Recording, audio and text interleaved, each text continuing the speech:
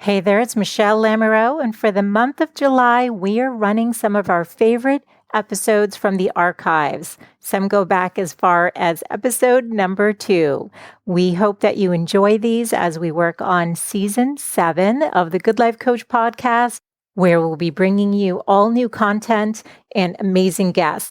If you'd like to access the show notes for any of the episodes that you tune into, you can find those over at thegoodlifecoach.com.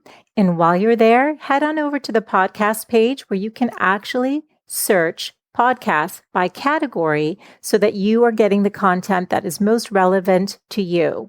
Okay, friends, so I hope you enjoy the replays from the archives and look forward to reconnecting with you very soon with all new shows. So here we go.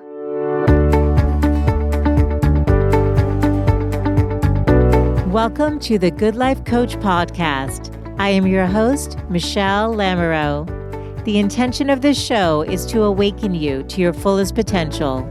Join me each week for inspiring interviews to elevate an area of your life, as well as interviews with women entrepreneurs who are creating success on their own terms. Each episode provides actionable tips to guide you to design a life you love. Hey there, this is Michelle, and if you enjoy learning about ways to optimize your health and well-being, then today's show is for you. Today's guest is Dr. Stephen Cabral. He's a board-certified naturopathic doctor and founder of the Cabral Wellness Institute and StephenCabral.com.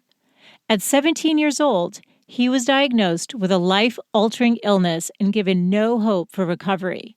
Every day, he suffered endlessly for many years. It was only after Stephen traveled all over the world and discovered how to combine ancient Ayurvedic healing practices with state-of-the-art naturopathic and functional medicine did he understand how to finally fully rebalance the body and re-energize it with life. Today in Dr. Cabral's online and Boston practice, where he and his team have completed over 250,000 client appointments, he uses functional medicine lab testing and personalized wellness plans to help people rebalance their mind and body to recover from autoimmune, thyroid, fatigue, hormone, weight gain, digestive, childhood, mood, skin, and dozens of other hard-to-treat health conditions. His mission is to help people understand that there is always a reason why you have not achieved your ideal wellness or weight loss goals, and that you can and will get well again. In this episode, Dr. Cabral discusses his own journey to regain his health. Then he teaches us about the concept of the rain barrel effect and how when your rain barrel has overflowed, how it will impact your health, your weight, and how you age. He'll teach us the best foods to slow aging and prevent disease, why cancer is on the rise, and the best diet to prevent it. And then we go into the Ayurvedic body types, also known as doshas, and he'll walk us through the different body types and how you should eat and exercise based on your own dosha. I think you'll learn a lot of great information today, and let's get to the interview.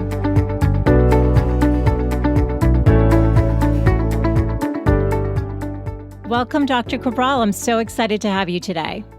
Oh, it's my pleasure to be on. Thank you for having me. I'm really excited to be talking with you today because you are such a passionate practitioner and teacher. You have your podcast, which I love and listen to all the time. And you've now released this amazing book, The Rain Barrel Effect, which I have earmarked and underlined and gone back to so many times.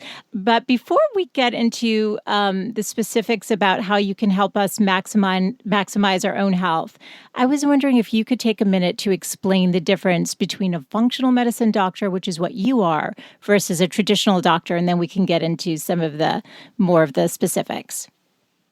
Yeah, absolutely. So functional medicine is essentially using state-of-the-art lab work and understanding nutritional supplements, whether it be vitamins or minerals or herbs. It's really looking at and integrating the best of Eastern-based medicine with Western-based medicine. So functional medicine doctors completely believe in like state-of-the-art lab testing and all that, and we think it's great.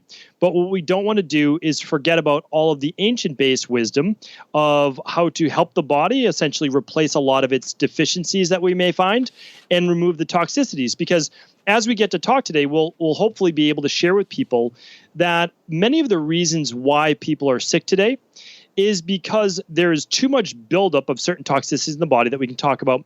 And the body's also lacking certain minerals or vitamins or amino acids or essential fatty acids, which make up the body itself. And the body breaks down in a very systematic function. So what functional medicine does, it looks at other labs besides just blood work, such as hormones and saliva, thyroid and blood work, but going much deeper. It looks at genetics and DNA. It looks at omega-3 levels in the body. So we look at everything. What we do is we find a deeper picture of what's going on with the person, and then we begin to help the person heal through any method possible and any method necessary. And so it's truly integrative. I myself am a naturopathic doctor, so a naturopath versus a medical doctor, but medical doctors could also decide to go into functional medicine as well.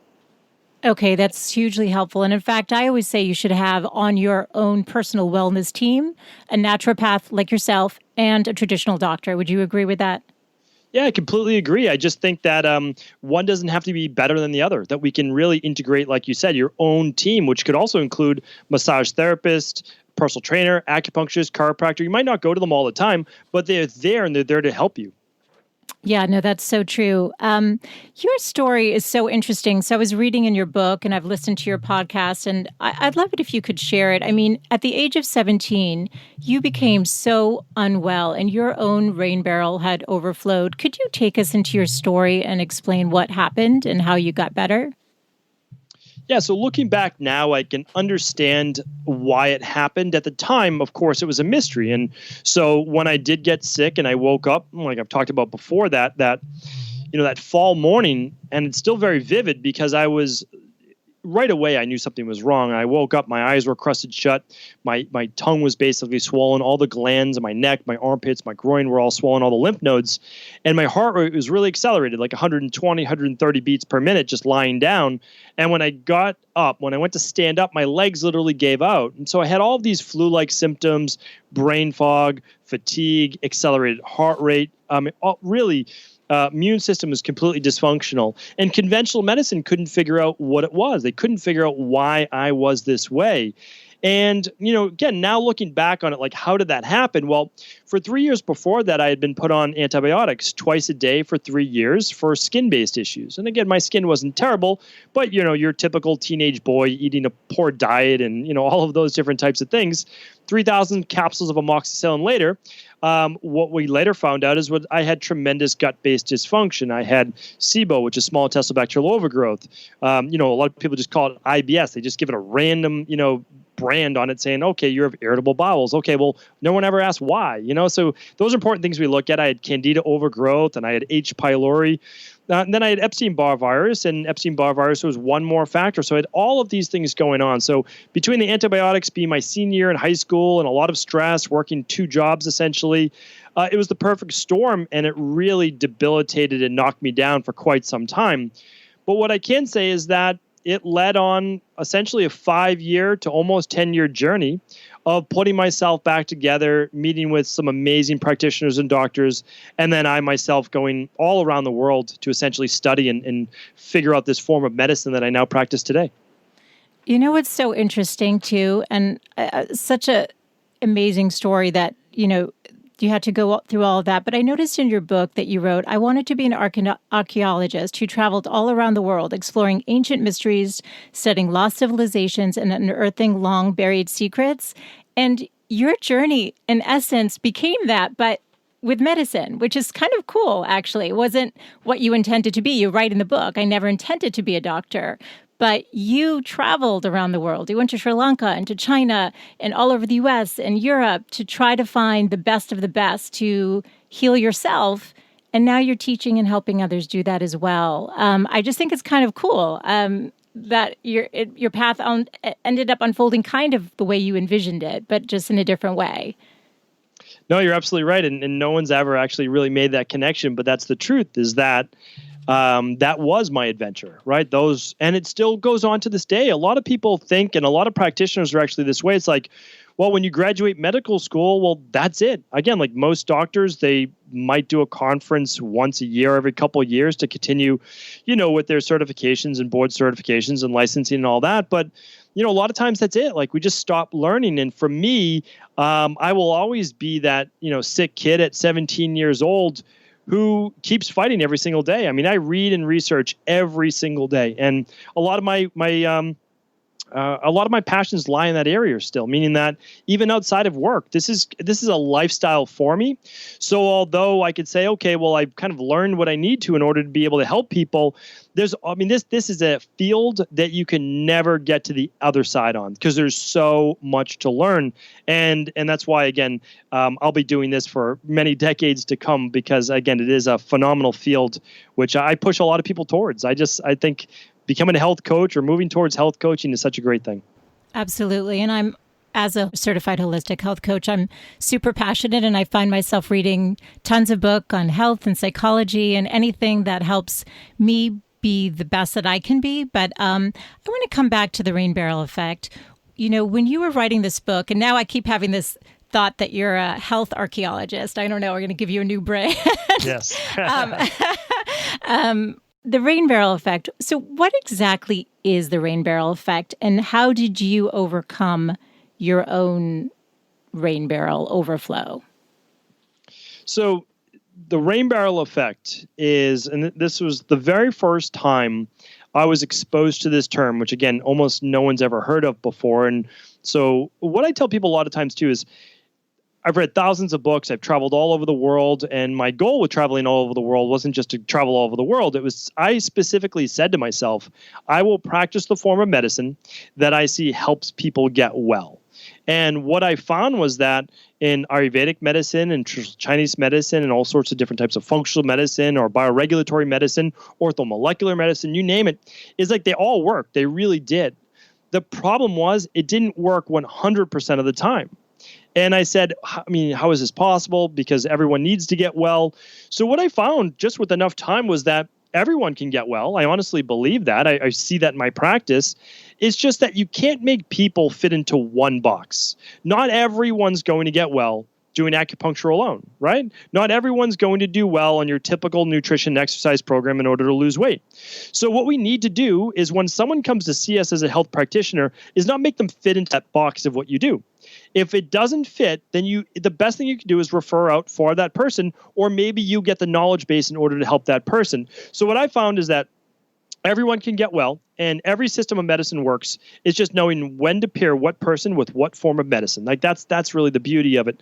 And so when I was looking into it, and so basically the reason I came about that study is my job is to assimilate the knowledge of all of the masters that have come, before myself, all of the books that have been written, and try to put it together in like a cohesive fashion.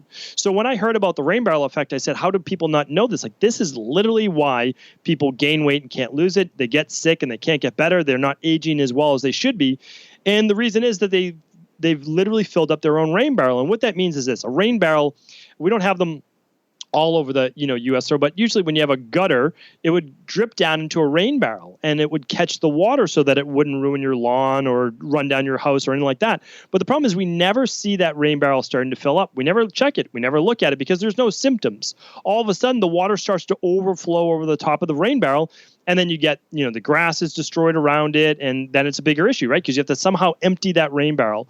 Well, it's the same for all of us. We live in a time right now where we most likely have accumulated too much antibiotics, too much chlorine in the water, too much fluoride in the water, too much heavy metals, too much toxins from the environment, too much food in general, or fried food, or whatever it might be. But we've accumulated it. All of a sudden, we wake up one day in our 20s, 30s, 40s, 50s, 60s, whatever it might be, with this dis-ease that we then give a name to. Hashimoto's, rheumatoid arthritis, sarcoidosis, MS, alopecia, you name it, someone has it. But the truth is that it didn't start yesterday. And you didn't just get it today. When I got sick at 17, it had already been accumulating. 3 years of antibiotics, being a stressed kid, being that pitta mindset, being a, type A, all of those things burned out my body. And the last straw was basically wiping out my immune system with all those antibiotics. So I'd filled up my rain barrel, right? And then all of a sudden, the overflowing was the symptoms I got the names for. I eventually got diagnosed with Addison's disease and rheumatoid arthritis and POTS and myalgic encephalomyelitis, which is basically flu-like symptoms every single day, fibromyalgia. You name it, those are my symptoms. But the only way to get rid of those symptoms, because remember, people would say Addison's is disease, all of these things are disease. Fine, call them whatever you want, but the only way you're going to get rid of them is to empty the rain barrel of what got you there in the first place. Wow. I'm just thinking as you're speaking, I mean, so many people right now are living with some level of dis-ease. I know you usually, put the hyphen in between in quotes because you said the root of everything comes from this overflow. So how would somebody take a first step if they're not feeling themselves and they feel like their rain barrel has absolutely overflowed because they've either been diagnosed by a doctor with something or they just don't feel themselves? What's the first step somebody can take to help feel better? So in my practice, we use something called the DeStress Protocol. So it's 8 parts because, a lot of people are looking for what's that one thing. And I know that you're not asking that, but people ask like, what's the one thing I can do? And I say, you know what? I wish there was that one thing, right? But it's not that way. And so what we need to look at is what got you here in the first place. And so we need to always look at that. The best way to do that is through functional medicine lab testing. We offer those right online to everyone all over the world. But you can also work with a local functional medicine practitioner or functional medicine coach or any number of people. Could be an acupuncturist, could be a chiropractor, could be a naturopath, could be an MD. But it's someone with the knowledge to be able to do some of this clinical lab testing. And so if you said, okay, well, I have IBS or I have some type of digestive issue. I get bloated after most meals. I feel heavy. I feel swollen. I feel bloated. I'm uncomfortable. I'm irritable. Any one of those things, we would say, okay, well, let's run an organic acids test to see if there's any candida overgrowth. Let's run a stool test to see if there's any bacterial overgrowth or parasites or H. pylori. And then we don't have to guess at all. We know exactly whatever we find, we'll be able to wipe it out through natural health, rebalance your body. You'll be able to then absorb more nutrients. You'll be able to absorb your B vitamins, all the good food you're trying to put in your body in the first place. You'll be able to now utilize it to a greater degree. So if possible, lab testing is always best. And if not, then look at your symptoms and then begin to use something like, let's say, we have something called the Dr. Cabral Detox. It's a functional medicine detox. What that does is it allows you to remove toxins at a faster rate scientifically because you're giving your liver what's called phase 1 and phase 2 nutrients that helps to clean your blood at a faster degree. All of these things are literally proven now through science. It's not a naturopath versus a MD type thing. This is actual, medical science right now that we're dealing with. Yeah, I'm really glad you brought up the detox part because one of the big takeaways I got from your book was that detoxification is essential for well-being. Is that right? And how does that differ from cleansing? Because you hear people say, "Oh, I'm on a cleanse." So there's detox versus cleanse. What's the best way to go, and what's the difference? Yeah, so they're both great, but they're nothing alike, and we just use them interchangeably in the media. It's kind of like everything's a cleanse or everything's a detox. Right. But so the way to look at it is a cleanse would be something like an intestinal cleanse. So those are amazing as well. And that's just basically removing a lot of what might be in the bowels, right? 23 feet of intestinal tract that needs to be removed. So you have about 23 feet or so of a small intestine, about 5 feet to 6 feet of large intestine, making up about 28 feet total. So that's removing a lot of the excess, and that's not necessarily a bad thing to do at all.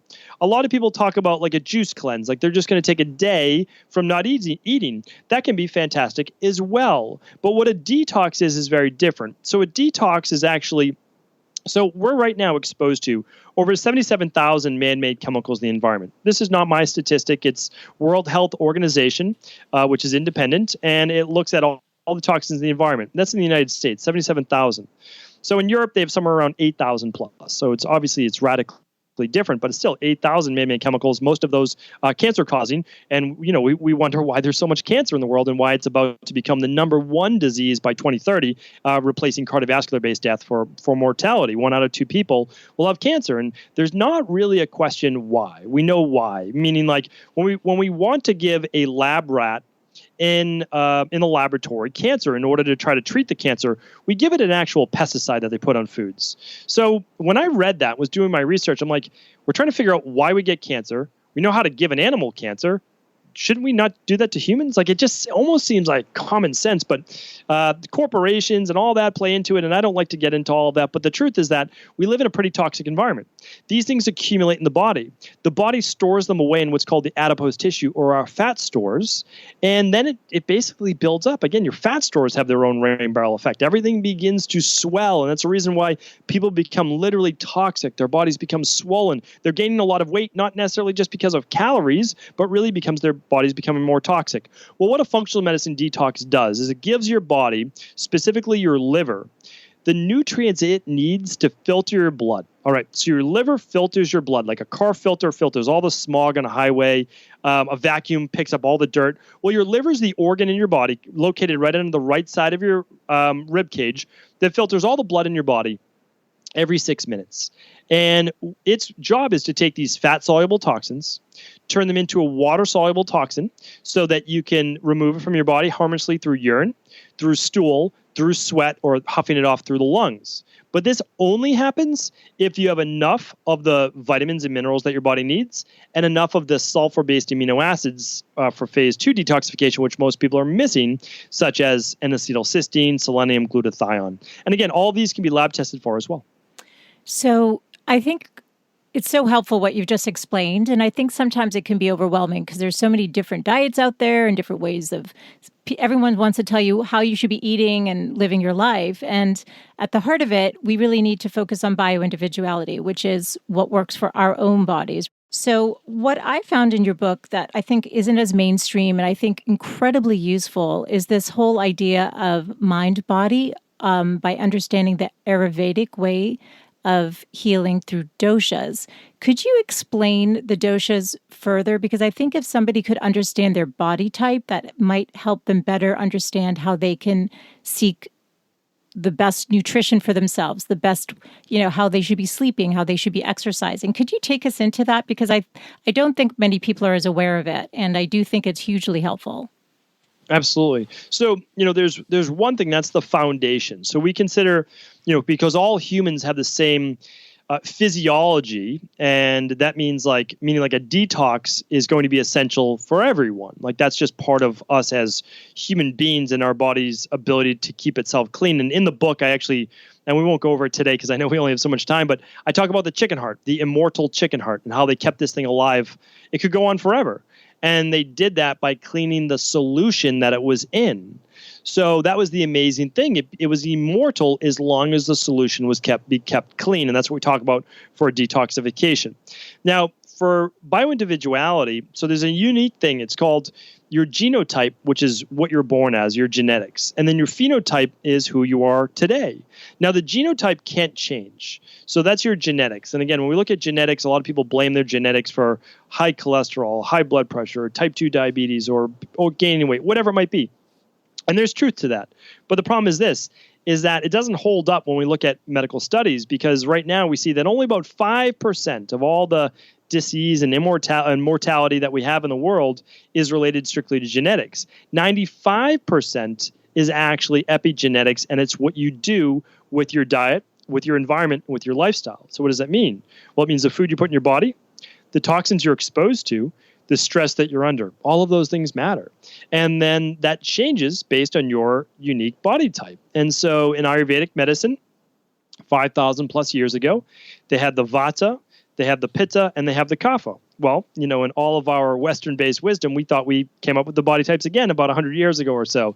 And that was the ectomorph, which is the same thing as the vata, the mesomorph, which is the same as the pitta, and the endomorph, which is the same as the kapha. Except in Ayurvedic medicine, they're called doshas instead of body types. And they go much, much deeper into the science behind each one of them. And that was, again, 5,000 plus years ago. So we use that all the time for bioindividuality in a person's dosha.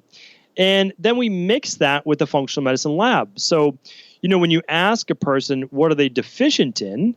We run something called an organic acids test to look at, and that's just a simple at-home urine test. That's literally all it is. You mail it to the lab and you get your recommendations from there. So that looks at all your all your vitamins, Really great to look at. Also, all the gut-based function, mitochondrial function, neurotransmitter waste markers, all that. And then we run a hair tissue mineral analysis. We call that our starter kit, the organic acid test and the hair tissue mineral analysis, because the hair tissue mineral analysis also shows your heavy metal toxicity buildup, which is really important for Alzheimer's, dementia, and nervous system-based issues, autoimmune issues. And then it looks at all your minerals. So between the organic acid test with all your vitamins and your hair tissue mineral analysis with all your minerals, you get a really great state of where the body's at. So we're able to make recommendations really bioindividual based on those labs. And then we can look at the doshes from there, which is the actual build of the human body, of that frame. Does that make sense? It makes total sense. And I'm wondering if you could actually walk us through the doshas. So somebody might be listening and thinking, I wonder if I could figure out what type I am, what body type I am. Would that be doable? We can give it a shot. Okay, go for So it. I always say it's such a deep thing. I'm doing actually on my podcast right now. I'm doing an Ayurvedic series, and all we're talking about is okay, here's the main foundation, which we want to talk about right now, and then there's so many subtleties that are built into it. And the reason why is that, again, I don't know about you, but I'm 7 or 8 different nationalities. So there's just been a blending of different body types and nationalities, which I think is great and without a doubt. But when we look at it, the vata body type is the thinner body type. So what I mean by that is always the frame, not the weight that's put on the frame, but the frame itself. So it means they have thinner joints. They have a longer, more oval-based face. Nose is longer, neck is longer. Again, like I said, thinner, slender. You can see more of the bone structure, more of the bones in the knees and the wrists, all of those. And then we have the pitta, which is more of a medium-based build overall, but they have broader shoulders. They have more of a square jaw or head. They have more of the smaller features, kind of like a smaller nose that's a little upturned at the end. They have thinner, finer hair. The kapha-based body type, and again, that's usually more of an athletic type. They can put on a little bit more muscle, but any type can put on muscle, so I'm not saying that at all. And the kapha type, or the endomorph, that's the type that's easier, I should say, for them to put on weight, meaning that the vata loses weight at a much faster rate, even without trying, and the endomorph gains weight, or the kapha gains weight without trying. That's an easy way to kind of look at where you're at right now. Now, again, that could be because of thyroid-based issues. It could be because of blood sugar. So there are other factors that go into it, but typically those would be a kapha-based disorder. But a true kapha body type is more prone to those things. They're more anabolic. The body gains more. They have larger calves, larger ankles basically go down. They have more of a rounder head. They have a shorter, thinner neck. They have a more robust chest. So when you look at that, you can understand, hey, this is my unique body type. Now, we get into that where a lot of people deny their body type. They don't like to believe it. They think one body type's better than another. But what I'm trying to do is teach people that all of us have this unique body type, and it's unique to us, and it's our kind of imprint, it's our fingerprint, and it's a beautiful thing is that we don't need to look one specific way in order to be healthy. We don't need to look one specific way in order for people to like us or give our best image out to the world. And it's really accepting our body itself, which is a great thing, but then also getting that body the healthiest place it can be. So for that vata body type, they're not going to be this, especially like guys that want to put on a lot of weight, a lot of muscle. It's going to be really challenging for that vata type. Now, can they put on muscle? Absolutely. But it's going to be a lot more challenging. For that endomorph, they want to get, a lot of women that I work with and have worked with, we've done many, many body transformation. They want to get very, very thin, and that's so hard and very unhealthy with that endomorph body type. However, they can have an amazing body, just as amazing as their endomorphic self, right? And so I'm very happy because I see right now the different body types changing. Like the understanding that you can have a beautiful body as this type, or this type, as long as you're healthy. And that's why we promote health overall above everything. Your body should be balanced and it should be healthy. Hopefully that makes sense. It makes complete sense. And as you were talking, I was just thinking about my body type and even like my husband's. And I think that having a foundation or understanding of body type as something that is uniquely a part of you is also very helpful. Just like you said, if somebody wants to, like me, put on weight, it's harder. And I know a lot of people, go, oh, well, that doesn't sound like a hard thing, but it can be. And it also means that I run higher anxiety and higher stress levels, right? And I need more sleep. Like each of our types informs how we experience the world. I'm wondering actually if we can go just a tiny bit deeper. I know it's a subject you do like. So what would a vata, pitta, or kapha based type, so each of them need in terms of, let's go into exercise, because of the types, they require different, they do better with different types of exercise. Isn't that true? Yeah, absolutely. And that's simply because we know how the nervous systems and the hormones function within the body of each one. So, for example, the vata, which is again going to be that leaner, thinner body type, meaning like for an easy example, the vata has a very thin neck and a longer neck typically. Again, there's three main doshas, but there's 7 subtypes. So you could be a vata pitta or a vata kapha.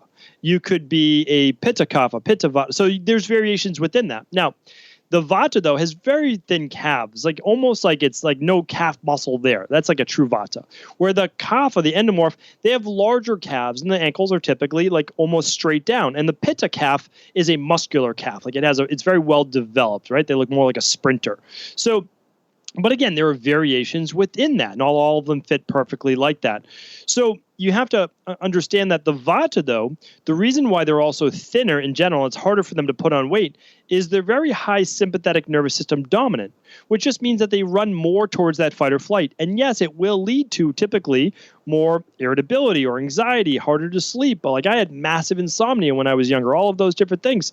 And so the body's like, I always refer to it as the hamster on the wheel. That hamster is always spinning on that wheel. It never gets off. At night, sometimes it just slows down.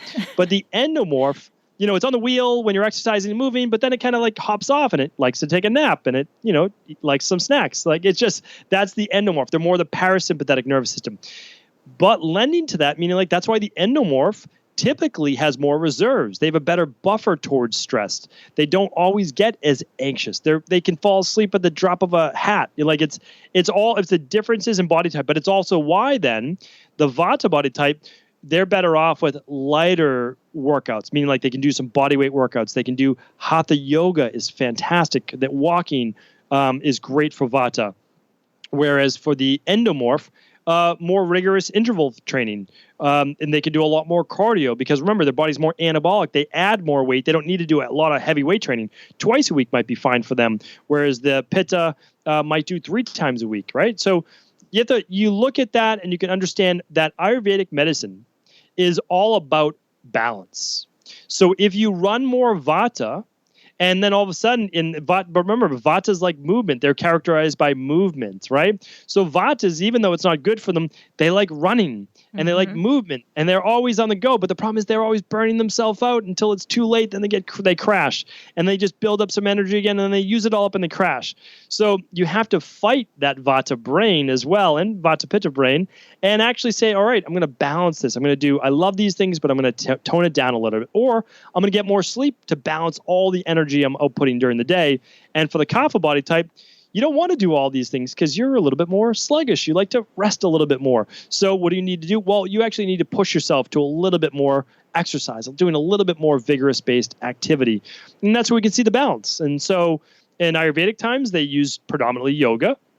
But for the endomorph or the kapha, they did a more vigorous yoga-based practice. They did it at a much faster pace. They did it more vigorous. It would be like a Surya Namaskar or something like that. You'd move through it quickly and rapidly and strongly. And then for the vata, and we did this when I was over in India, it would be very gentle. It'd be very gentle hatha yoga and working on breathing and meditation. And in China, it would be qigong. So those are some of the things, but it's always about balance. If your balance is if you're more catabolic, like you're burning out, well, you need more rest-based activities, right? And if your body's more sluggish and gains more weight, well, you need to output more. Yeah. And as you're talking, it's so interesting. I'm thinking in my younger days, I loved running. It's true. I just felt the need to move. It just matched my energy. I wanted to move and run. And now yoga or walking, all that feels so much better to my body and to my soul.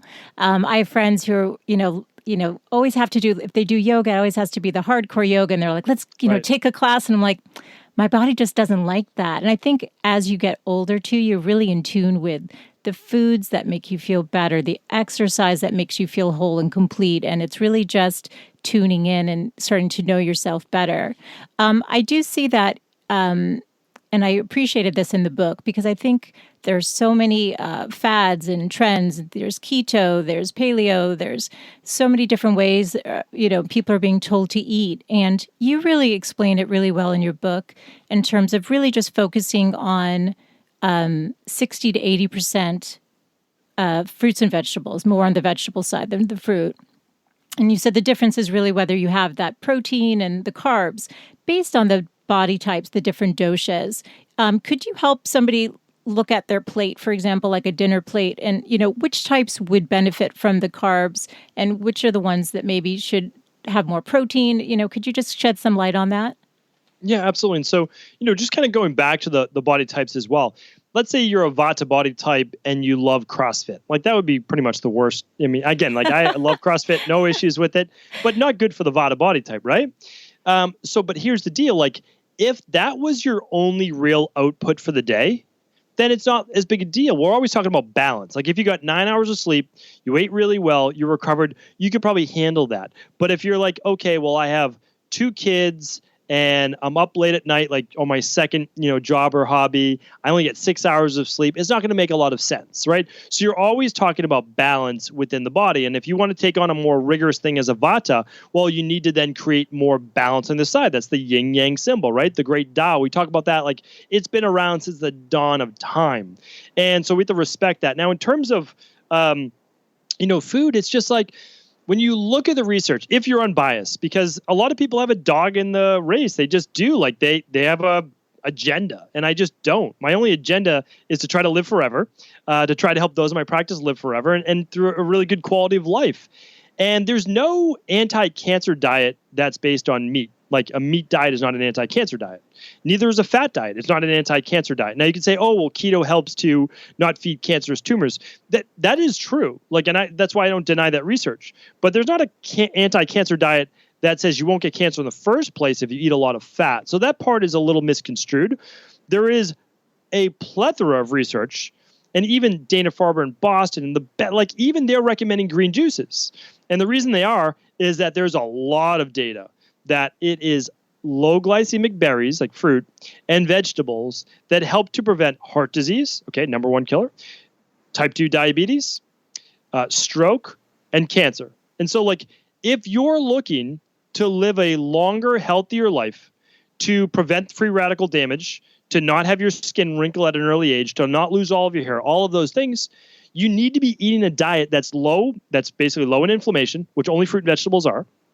And that's balanced, meaning that provides a lot of phytonutrients and chemicals from a lot of different minerals over the foods. And that has been proven to keep you healthy the longest, right? I mean, so that's it. You need a rainbow of colors. So the only way that changes based on body type is that the vata needs more starch from like root vegetables. Okay. Again, like if you're paleo, you don't have to eat grains, but some people do well with oatmeal and they do well with rice. Okay. But you can always just do it through yucca and yams and starches and parsnips and beets and all those different types of things. And then the endomorph, the kapha body type, they gain weight easier. They need less starch and they need more just vegetables, right? The vata could do more fruit because they burn sugar. They're always in that sympathetic nervous system, which burns glucose as their predominant fuel source. The endomorph, they're tapping into body fat because it's a slower burn. Now, a lot of people always ask, well, that makes no sense because if an endomorph burns body fat, why would they be, adding all the weight? Well, it's because their body does not efficiently burn glucose, right? And so Dr. George Watson talked about this many, many years ago, slow oxidizers, fat storage, having to do with insulin levels and all of those different types of things. And it's all great. But at the end of the day, an endomorph is not as sensitive to glucose as an ectomorph is. And so we have to respect that. Easy. What do we do? Well, the volume doesn't really change. Your plate should be at least half carbohydrates. I mean, for an endomorph, that's vegetables for the most part, right? For a pitta body type, well, again, I usually say 75% to be honest with you, and then that 25% is by volume. We're talking volume. So if you look at a 9-inch plate, fill it with about 2 to 3 cups of veggies for, let's say, an endomorph with about, let's say 25%. Could be a vegan protein, could be fish, or could be meat. Whatever you decide, whatever you ascribe to, because I don't have an issue with that. That's your choice, right? But if you put 75% produce, well, you're way ahead of the game. And then you'll add a little bit of healthy fat. Whatever you choose, whether it's avocado and olive oil, probably your 2 top ones. Then you could choose whether you want to do coconut oil or whatever your favorites are. The pitta, they could do a little bit of starch or root vegetable. And then the ectomorph, the vata, would actually do better with less leaves in their diet. Again, this is starting to get a little bit more complicated. And they would do better with warmed foods, easy to digest foods, and a little bit more root vegetables as well, such as the celery and carrots and yams, sweet potatoes, those types of things. Very warm and nourishing for that vata and the nervous system, because those things cut cortisol. And again, we're getting deep into biochemistry right here, but all of these things function the same way. And that's, but again, we can get as deep as you want. We can look at the physiology.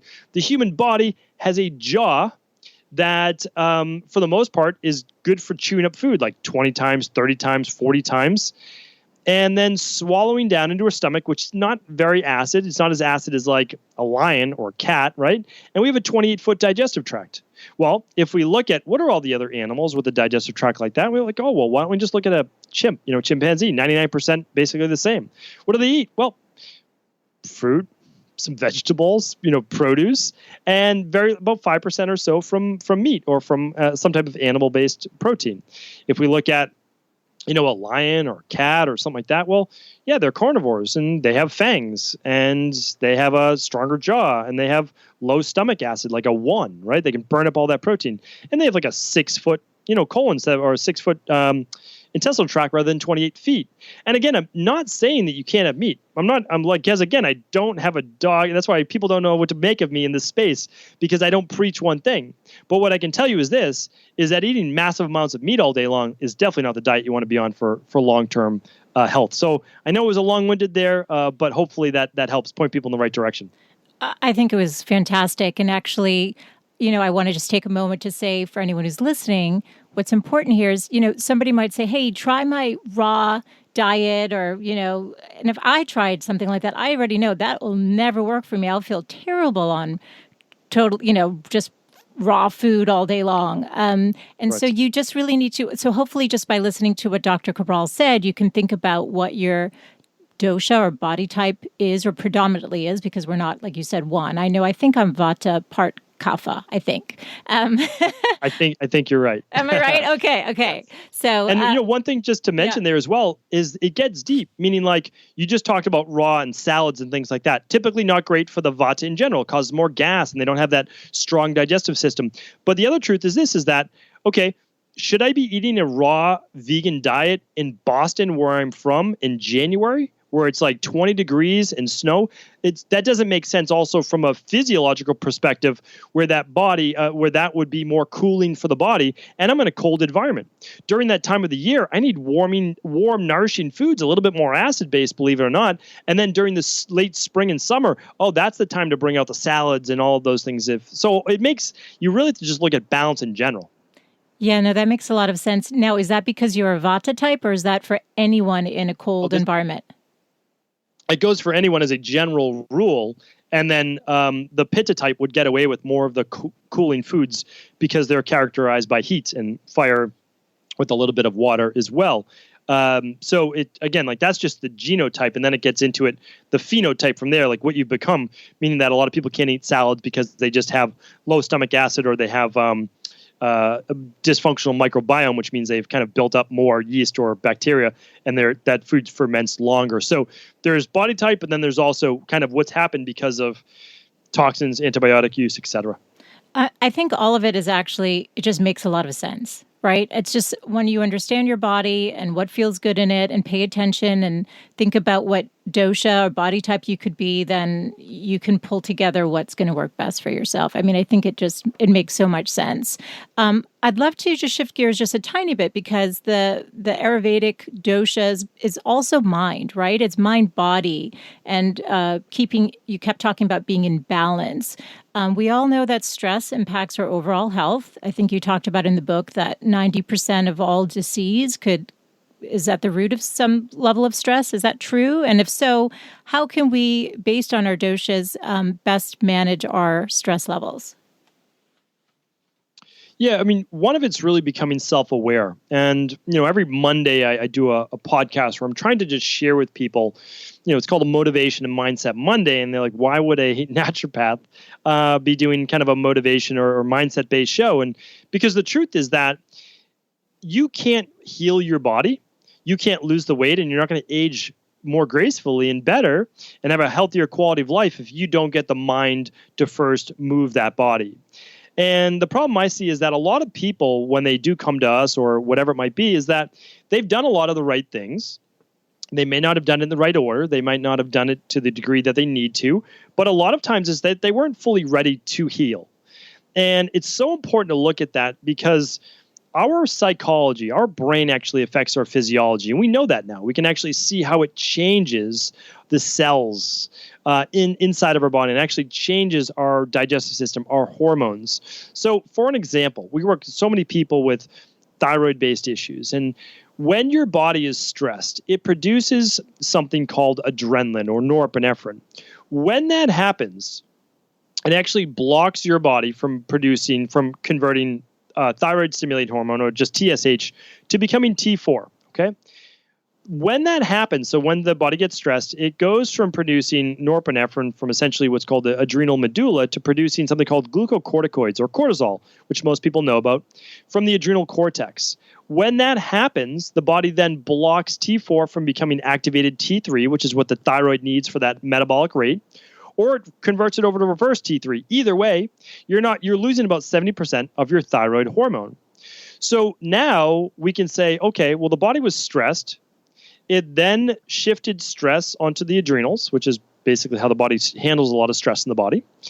That then affected the thyroid. Well, if your thyroid's off, what would happen if you started to go low thyroid? Well, you might not know it, but it can lead to cold hands and feet, thinning of the hair, loss of the last third of the eyebrow on your eyebrows. A lot of people have thinning of the eyebrow. Dry, thinning skin. Okay, it can lead to constipation. It can lead to weight gain. So all of these things that are symptoms, right, all come from what's called a subclinical low thyroid. Because when you run your blood work and your TSH might be a 3.5, right? That's not optimal. 0.5 to 2 is.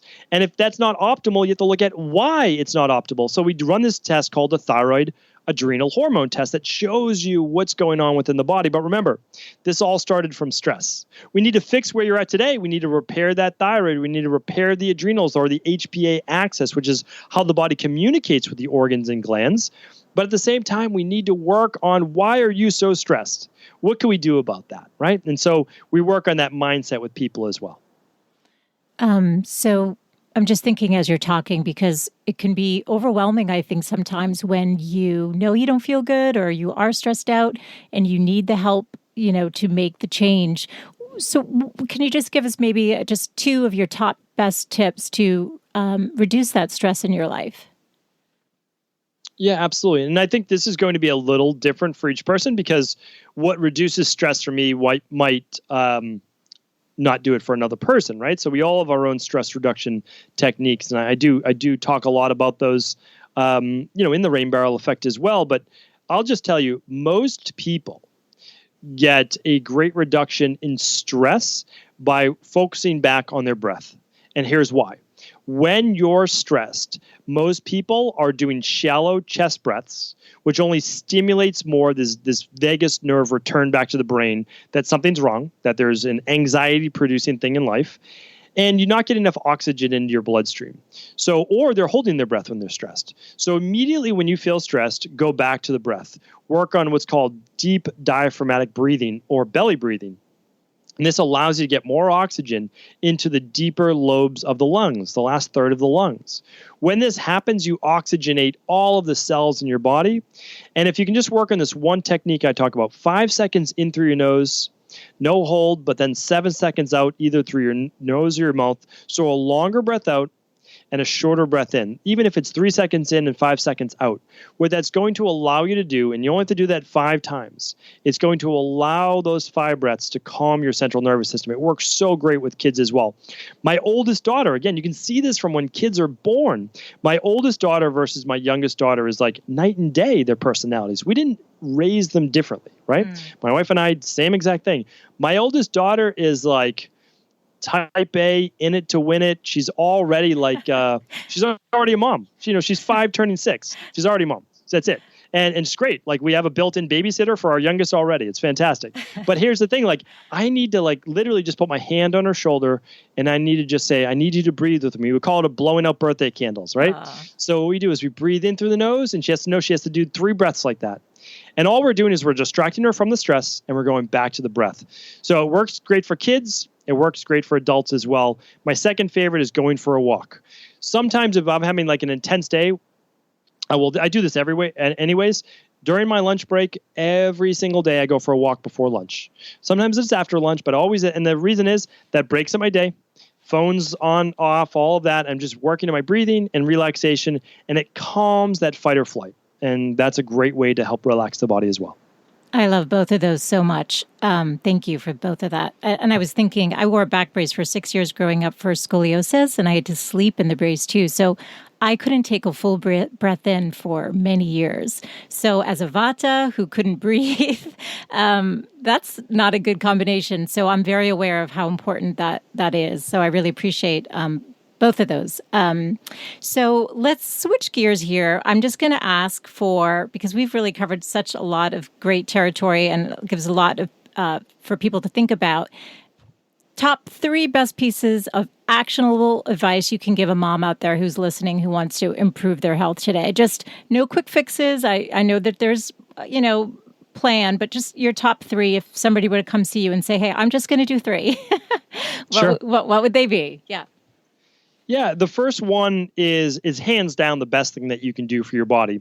And that's go 12 hours overnight without eating. It's an intermittent fast.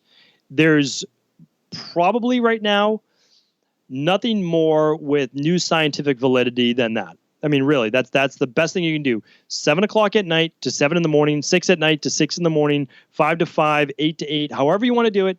12 hours of just allowing your body to process all of the toxins, everything, all of the stress hormones. Remember, everything in your body breaks down to some type of toxin or some type of waste or acid, and that needs to be removed from the body. That's a normal human process. Give your body, remember, the yin-yang symbol, right? All about balance. 12 hours on, 12 hours off. It could be a little longer for some people, and some not. Again, the vata, not as long, right? The endomorph, longer. So, but just 12 hours. 7 to 7 is a great one to follow. So after you wake up, hydrate the body. Little lemon water, little pinch of sea salt if you want. We do something called the daily fruit and vegetable blend. It's just our greens. You can do that. Like whatever you're into. You have to find something that works for you. Might be a cup of chamomile tea in the morning. Might be a cup of ginger tea. Like whatever starts your day, great. And then after that, we recommend a smoothie for breakfast. The reason we recommend that is that it's fast. You can take it on the go. You can make it for your kids as well, which is what we do in my house. And you can sip on it, like on the ride to work, on the ride to dropping kids off, like whatever it might be. It's easy. And there's nothing more nutritious, right? Because you're basically taking a meal and you're blending it. And so it takes none of your energy. So many people I work with, they don't have any energy. So if you don't have energy, and we know 1/3 of all your energy goes towards digestion, if you're asking your body to break down this heavy, complicated meal, or worse, you're eating a processed muffin or cereal or whatever, where you get blood sugar spikes, that's not going to be the best way to start your day. Start your day with a cup or 2 of it can even be frozen fruit, like blueberries. Throw that in there. Throw some spinach in there. A tablespoon, if you want, of coconut oil, coconut cream, or whatever you want to put in there. Maybe throw in some pumpkin seeds. And then we use something called the daily nutritional support powder. That's your multivitamins, your mineral, it's your vegan protein powder. It's all of those things. Just mix it right in there. Put in a lot of water so you get your body hydrated. Most people are just drinking coffee. They're not hydrating their body at all with water. And remember, hydration, if you're not hydrated, it leads to lack of energy. So we get that right in the body. And the water, again, 90% of your blood is water. So it's flushing out the blood. It's pushing it through the liver, pushing it through the kidneys. The best thing to do is absolutely that 12-hour into your smoothie for breakfast. And then I guess that's kind of like two tips right there. But I would say a second one would really be you have to move that body. Even if it's not formal exercise, shoot for 10,000 steps per day. Work your way up to that every single day. Get that lymphatic system moving. Get the body moving. Calm the entire nervous system by going for a gentle walk, maybe twice a day for 20 minutes to 30 minutes. And then my third tip is this, is just to be, everyone needs to be a little bit gentler on themselves. One is like, you're gonna figure it all out. You really are. You're gonna figure it out with life. You're gonna figure it out with your career, with relationships, with your body, with your health. Give yourself time. Understand that you're on a journey right now. And as long as you don't give up on that journey, as long as you don't stop and sit down, for too long, you're going to be able to figure it out. I truly believe that. And that's just taking the stress off yourself. It just does wonders for your health. I loved all of that so much. And why I loved it is because it's all very doable, to get the 12 hours in of detoxing, of intermittent fasting while you sleep. Easy to do, to hydrate, to have that smoothie, to go for the walk, and just to be kinder to yourself. So a mindset piece. So thank you. That's really beautiful. I just have a couple more questions. What book actually, because we did cover a lot, so everyone I think should read The Rain Barrel Effect. I really love this book so much, and I just keep going back to it. But do you have a book or resource you could recommend for somebody? I think two, actually. Let's do two. One, if they want to learn more about Ayurvedic, because I think we did talk a lot about that, and people might be curious about going a little bit deeper into that. And then two, just another book that you just feel like will up-level someone's life in some way for their health and well-being. Yeah, absolutely. So the book, when people ask me for a recommendation, believe it or not, it's, again, before health, before body transformation, before you can get into that amazing relationship and career that you want, you have to start with the mindset. I got better, but I would always relapse. And I believe the reason I never got fully better is one, I didn't have it all figured out. Meaning I eventually met my mentor, Dr. Pete, who was able to teach me, share with me how to blend state-of-the-art functional medicine with the best of ancient Ayurvedic-based medicine. And from there, I just ran with it, right? But I didn't get fully well, and I wasn't even able to accept her message until I worked on my own mindset. And so I always go with mindset first. And again, people, can kind of speak to people from different directions. So one of the books that I love is called The Power of the Subconscious Mind by Dr. Joseph Murphy. But there's so many great, books on the subconscious mind. And I just feel that all of us are always starting from behind as we get to be adults. And that's because we didn't get to choose to imprint our subconscious mind when we were children. We were given the thoughts of our community, our culture, our church, our family, our friends. And those were the thoughts of how we look at life. Mm-hmm. But we know that people don't look at life the same way. Some people are stressed out about certain things and other people aren't. If you grew up with a scarcity around money, well, you think that money's always scarce. If everyone in your family was always sick, you're probably always sick as well. It's what I've seen play out in my own life. And it's what I've seen play out in others. I didn't invent any of this. I really haven't. I've just tried to put it into those 3 tips that I've talked about before, in a way that's really actionable. I don't think that any one of us has all this time, all this free time to be able to do all of these different things. But what we can do are things that can make a tremendous difference. Start with your mindset. Begin to reprogram what you believe you can achieve in life. Because if you don't believe you can achieve it, there's not even a point in going after it. I mean, there really isn't. Believe you can achieve it. Then follow a plan of someone that's already done it before, because you don't have a plan right now. So first believe you can achieve it. Then just say, you know what? This person achieved it. Let me just copy them. Will you get the exact results you want? No, because you're not that person. But that's okay, because you're going to move forward, because you're going to move along the same line as others that were successful before you. You need at least some plan. And then begin. This is where be gentle on yourself plays into it. Understand that the way that you achieve success in anything is a zigzag. You're always moving forward, but it's not a straight line, because you need to recalibrate. You figure out what works, what doesn't work. And when you figure out what something doesn't work, that's a great thing. Now don't repeat that mistake in the future. Move on, and then again, there's only so many mistakes you can make. I tell people that all the time. Listen, we're going to get you well. If you have digestive issues, I know that there's only about a dozen things that it could be. If you want, let's lab test. Let's narrow it down to 4 or 5. Okay, if we figure that out now, we can say we're going to do these 2 because I don't want to do all 4. And if those don't work, well, there's only two more it could be. So like, that's what I just tell people is that you'll eventually figure it all out if you're willing to follow that success path. So, sorry, that was a long-winded answer for the the book that I recommend. No, that was great. I really appreciate that because mindset is everything. You're right. Because if you have the mindset that you will find the answers, if you have the mindset that you can change, if you have the mindset that you matter and your health matters, then you will take the action to change your life. So I really appreciate that you started with mindset versus another book on health. So that's great. What about for Ayurvedic medicine? Yeah, and part of the reason why I mentioned that in mindset as well is there's no one book, right? So if I give people that book, they're like, if I read this, because I went through that myself. I read thousands of books, even before I went back to school for my naturopathic doctoral degree or that I met my mentors. And I was always, this next book will hold the answer. And unfortunately, that's just not always the way it is. It's the accumulation. It's also the moving forward. It's the action putting into plan and practice that then eventually leads you to that answer. For Ayurvedic medicine, this, again, I always say with Ayurvedic medicine, it's such a deep topic. The people that I've loved really learning from are Dr. Vasant Lad, which is Vasant, and then Lad is his last name. I love his books on Ayurvedic medicine.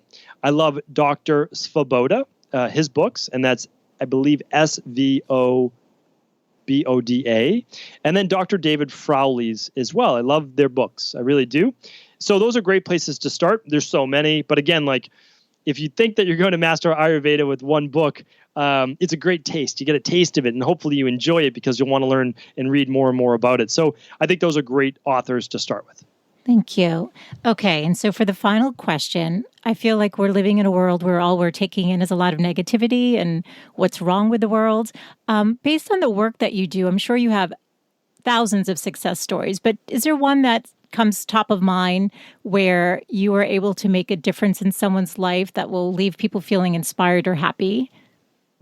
Because I feel like when we learn from other people's, happy stories, it lifts us up too and gives us hope.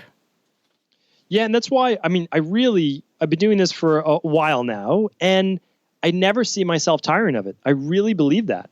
And we've met with now over 250,000 one-on-one appointments, my team and I. Of course, it's not just me. I have an amazing team.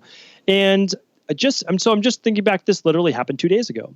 And I posted on Instagram. I never post success stories. I just never do that.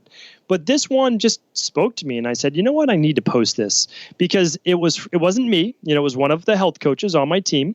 And she helped this client get amazing results. And what they did specifically, again, this, you don't have to do this. It's just the success story I want to share. They wanted to get ready for their wedding. They didn't love how their body looked. They didn't love how they felt. They wanted to be in their best mood and feel their best on a very special day that, people want to look back on as that was a great day. And you want to have it all on that day. And so this person had 8 weeks. That's all they gave us. That's it. 8 weeks to get me in my best shape, to feel my best, to look my best.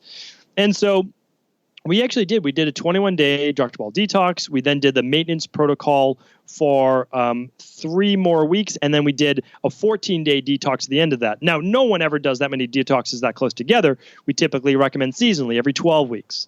But they were a special circumstance, and it's very healthy to do, so there's no issues. I didn't even ask how much they lost. The toxicity, the inflammation, the glow on their skin, like the difference in their body, they did. And I didn't even do a front-facing shot because I didn't want people to see this person and say like, oh, this person is different than me. I wanted them to look at like the back of the person. This could be anyone. It could be you. And the level of change was so dramatic in 8 weeks that it took my breath away. And I wanted to share that this was not me. This was one of my health coaches. And this can happen for anyone. This is not a person that did a lot of exercise. What they did was they realized that they had to, if they wanted different results, they had to do something very different, right? And if they wanted extraordinary results, they had to do something that was extraordinary as we break it down, right? It had to be out of the ordinary. And they did it. They achieved dramatic weight loss, 30 plus pounds. And what we saw was 2 totally different people. And one was that just ecstatic on their wedding day. And for us, that's it. Like that's the ultimate. And I mean, really, like I can feel it right now. I really can of how unbelievable this industry is. That's a great story. I actually saw the picture on your Instagram account because I do follow it. And I thought, wow, that's amazing. Dr. Cabral, you've been so generous with your time. I'm wondering if I didn't ask you something that you wish I had. It's just anything else that you would maybe wanted to express that maybe I hadn't asked you today? I think it's just the notion that a lot of us feel that we are uniquely suffering from something in our life, whether it's feeling all alone, that people don't understand us, that we have a dis-ease that we think is genetic, or that a lot of our friends or family don't suffer from, and any number of things, that all of our friends can seem to lose weight, but we can't. And we feel like it's just happening to us. I can tell you that I felt the same exact way 20 plus years ago, and that unfortunately, but also fortunately, that's not true. And that should bring you a lot of hope, that if someone else is suffering from what you're suffering from right now, and they've gotten better, and they've turned their life around, that the same is possible for you. I don't know of anyone right now that cannot turn their life around and begin to lead the life that they've always wanted. And it's not always about health, and it's not always about body transformation. But in my field, I always say start with your mindset, start with your health. They're both one and the same, your physiology and psychology. Because if you get back your health and you get back your body, you take control of those two things, it gives you a win. And you can translate that win over to relationships and career and spirituality and so much more. One is because you've already done it. You did it with yourself, probably the hardest thing to do. And the second is this, is that you then have the energy, the vitality, the ambition, and the drive to do more in life when you get back your health and vitality. So that's what I want to leave people with. I just truly believe, I think that I've seen it all right now in terms of people being able to overcome all sorts of obstacles in life. And I just want to give people that hope. And I want to thank you. I mean, I love your work. I've been following you for a long time. I've personally worked with you on my own health and wellness. I love your passion. I love your commitment. You are not just a practitioner, but you are a teacher. And I want to just ask you, where can people find you? Because I know they're going to want to learn more about you. So where are the different places that you teach and you're out there trying to empower others? Well, if they enjoy podcasting, like the amazing work that you're doing right now as well, and sharing your knowledge with the world, I have a podcast called The Cabral Concept. And each day I share one particular health topic. So it's basically one podcast a day. And on the weekends, I answer our community's questions. So it's called The Cabral Concept. And then just my main hub is stevencabral.com. And then people can find whether it's the Dr. Cabral Detox or the Functional Medicine Labs, whatever they might feel serves them. Or maybe, I always talk about in this industry and the work that you're doing as well, is that maybe it doesn't apply to you right now, but why not share it with someone else? There's friends, family, coworkers that need help and they need a little bit of guidance. Just point them in the right direction. And I think maybe someday someone will do that for you as well. And I think that's why I'm grateful as well that somehow I met my mentor and somehow she was able to teach me things that no one else had. And so now I just feel obligated essentially to pay it forward. It's so true, because you may hear something or learn something new that changes your life in that moment. So thank you for saying that. That's so true. Your podcast is so great. I should say, so you answer questions that people write in. Do you still do that?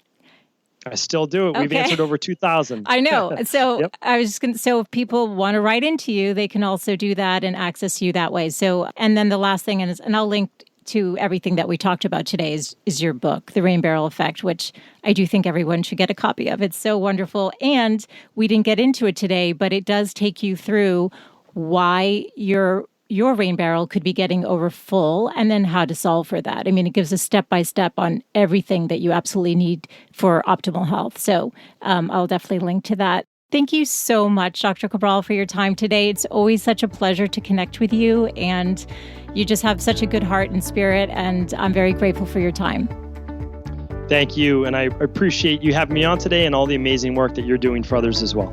Thanks, Dr. Cabral. Talk to you soon. Thanks so much for tuning in today. I hope you gained some new information or inspiration for your life. That the essence of this show is to really wake up to what's possible for you, to reclaim your beautiful voice, and to really learn to love and prioritize yourself. So if you gained any value from any of the conversations you've tuned into, Make sure to subscribe on your favorite podcast player. You can do that right now on your phone.